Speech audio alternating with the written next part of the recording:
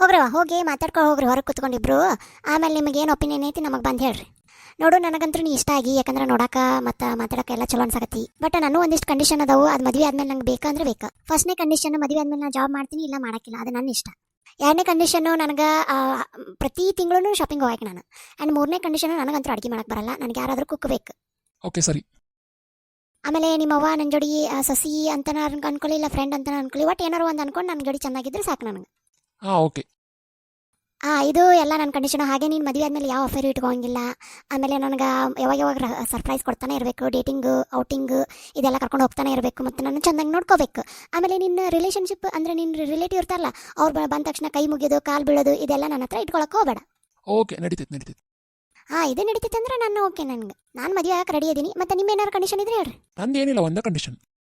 ಏನದು ಒಂದೇ ಕಂಡೀಷನ್ ಅಷ್ಟಾ? ಹೆಂಗದ ನಾ ಈಗ ಇಷ್ಟ ಅಂದೆ ನಿಮಗೆ? ನಮ್ಗೆ ಇಷ್ಟ. ಮದುವೆ ಆದ್ಮೇಲೆ ನನ್ನ ಬದುಕಾಕಂತೂ ಬಿಡ್ತೀಯಲ್ಲ? ಇದೆಂತ ಕಂಡೀಷನ್? ಹಂಗೆ. ಇಲ್ಲಪ್ಪ, ನಾನೇನು ಅಂತ ಅಲ್ಲ, ನನಗೇನು ಪ್ರೀತಿ ಗೀತಿ ಏನೂ ಇಲ್ಲ, ಹಿಂದೆ ಮುಂದೆ ಏನಿಲ್ಲ, ಗಂಡನೇ ಎಲ್ಲ ನನಗೆ, ನಾನೇ ನಿನಗೇನು ಮಾಡಂಗಿಲ್ಲ. ಆಮೇಲೆ ಅದು ಅಲ್ಲದೆ ನಾನು ಹಿಂಗೆ ಲಾಯಲ್ ಆಗಿರ್ತೀನಿ. ನೋಡಿ ನಾನು ಗೆಟಪ್ ನೋಡು, ನಾನು ಹಿಂಗೆ ಸಿಂಪಲ್ ಆಗಿದ್ದೀನಿ. ನಾನು ಇವಷ್ಟೇ ನನ್ನ ಕಂಡೀಷನ್ಗಳು ಬಿಟ್ಟು ನಾನು ಏನಿಲ್ಲ ನಂದು. ಹಿಂಗಾದ್ರೆ ನನಗೇನು ಒಪ್ಪಿಗೆ.